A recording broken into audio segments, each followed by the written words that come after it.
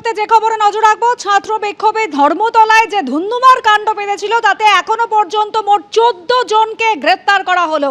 আরো একবার জানাবো আপনাদের, 14 জনকে মোট গ্রেপ্তার করা হয়েছে। বিধানসভায় মুখ্যমন্ত্রী শুভেন্দু অধিকারী তিনি একেবারে কড়া ব্যবস্থা নেবার হুঁশিয়ারির কথা বলেছিলেন 3 পুরুষ মনে রাখবে। আর সেই ঘটনায় এবার 14 জনকে গ্রেপ্তার করা হলো। আহমদ স্ট্রিট থেকে গ্রেপ্তার করা হয়েছে আরশাদ আলী ওরফে সাজিদকে। এরকম বেশ কয়েকজন রয়েছে যাদেরকে ধর্মতলায় ধুন্ধুমার কাণ্ড বাঁধানোর অভিযোগে এবং সাংবাদিক নিগ্রহের ঘটনায় কিন্তু গ্রেপ্তার করা হয়েছে। ময়ূক ঠাকুর চক্রবর্তী আমাদের প্রতিনিধি রয়েছেন আমাদের সঙ্গে টেলিফোন লাইনে। ময়ূক, একেবারে 14 জন গ্রেপ্তার, কারা তারা, কি এদের পরিচয়? দেখো, গতকাল রাত পর্যন্ত 11 জনকে পুলিশ আধিকারিকরা অ্যারেস্ট করেছিলেন। লালবাজারের গুন্ডা দমন শাখার অফিসিয়ালসরা, যাদের মধ্যে 2 জন আবার কলকাতার রাজ্যের বাইরে পালিয়ে যাওয়ার পরিকল্পনা করেছিল, তাদেরকে দুর্গাপুর এক্সপ্রেসওয়ের অন্ডাল থেকে অ্যারেস্ট করা হয়। এরপর গতকাল রাতে কলকাতা গোয়েন্দা পুলিশের গুন্ডা দমন শাখা অ্যান্টি রাউডি সেকশনের যারা গোয়েন্দা, তারা আবার তল্লাশি অভিযান শুরু করেন এবং সেই তল্লাশিতে আরো 3 জন অ্যারেস্ট হয়েছে বলে লালবাজারের তরফ থেকে বলা হচ্ছে। ফলত গ্রেপ্তারির সংখ্যাটা দাঁড়ালো 14। গতকাল রাত পর্যন্ত ছিল 11। গতকাল রাত ভোর তল্লাশি হয় এবং আরো 3 জন গতকাল রাতের তল্লাশিতে গ্রেপ্তার হয়। এখনো পর্যন্ত টোটাল 14 জন অ্যারেস্ট হয়েছেন, যারা ভ্যান্ডালিজম অর্থাৎ সরকারি সম্পত্তি ধ্বংস, ভাঙচুর সঙ্গে সাংবাদিকদের নৃশংসভাবে মারধরের ঘটনায় সরাসরিভাবে যুক্ত।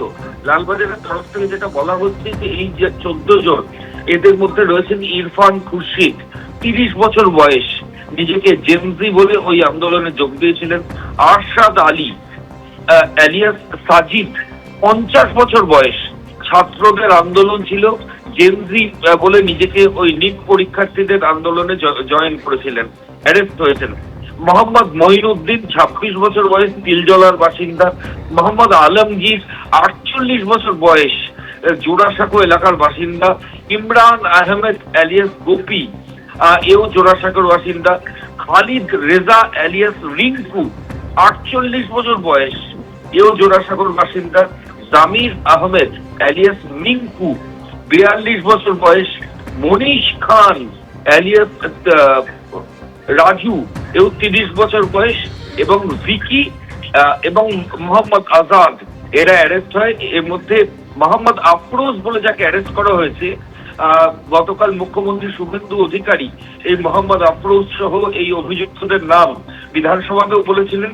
এই মোহাম্মদ আফরোজ এই রাজাবাগান এলাকার বাসিন্দা এবং পুলিশের তরফ থেকে বলা হচ্ছে যে এরা প্রত্যেকে ট্রাভেল মঙ্গার্স, অর্থাৎ ট্রাভেল মঙ্গার্স থেকে ইলেকশন কমিশনের শব্দবন্ধ, যারা ভোটের সময় এলাকায় অশান্তি তৈরি করে, যাদের বিরুদ্ধে একাধিক ক্রিমিনাল অ্যান্টিসিডেন্টস আছে,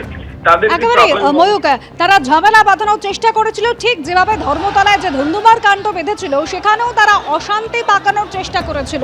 একেবারে মুখ্যমন্ত্রী বলেছিলেন যে এরকম 70 জনকে চিহ্নিত করা হয়েছে, 14 জনকে এই মুহূর্তে গ্রেপ্তার করা হয়েছে। আর এবার যার কথা জানাবো, মোহাম্মদ আফরোজ, যাকে অন্ডাল থেকে গ্রেপ্তার করা হয়েছে। ধর্মতলায় ধুন্ধুমার কাণ্ড বাঁধার পর অভিযুক্ত আফরোজের সঙ্গে এবার কিন্তু তৃণমূল যোগও কিন্তু সামনে আসছে। তৃণমূল যোগ কিন্তু স্পষ্ট হচ্ছে। এলাকায় তৃণমূল কর্মী হিসেবে পরিচিত ছিল এই আফরোজ।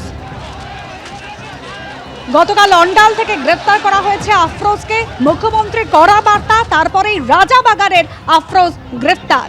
বিধানসভায় মুখ্যমন্ত্রীর মুখে যে 5 জনের নাম শোনা গিয়েছিল, বিধানসভায় দাঁড়িয়ে মুখ্যমন্ত্রী 5 জনের কথা উল্লেখ করেছিলেন, সেই তালিকাতেও কিন্তু আফরোজের নাম রয়েছে।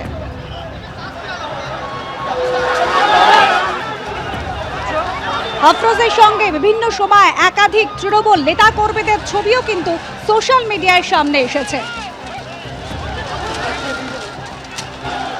মেটিয়াবুরুজের তৃণমূল বিধায়ক আব্দুল খালেক মোল্লা, তার সঙ্গে ভোট প্রচারে গাড়িতে দেখা গিয়েছে এই আফরোজকে। ধর্মতলা কাণ্ডের পর গতকাল অন্ডাল থেকে আফরোজকে গ্রেপ্তার করা হয়েছে। এবিপি আনন্দ, এগিয়ে থাকে, এগিয়ে রাখে।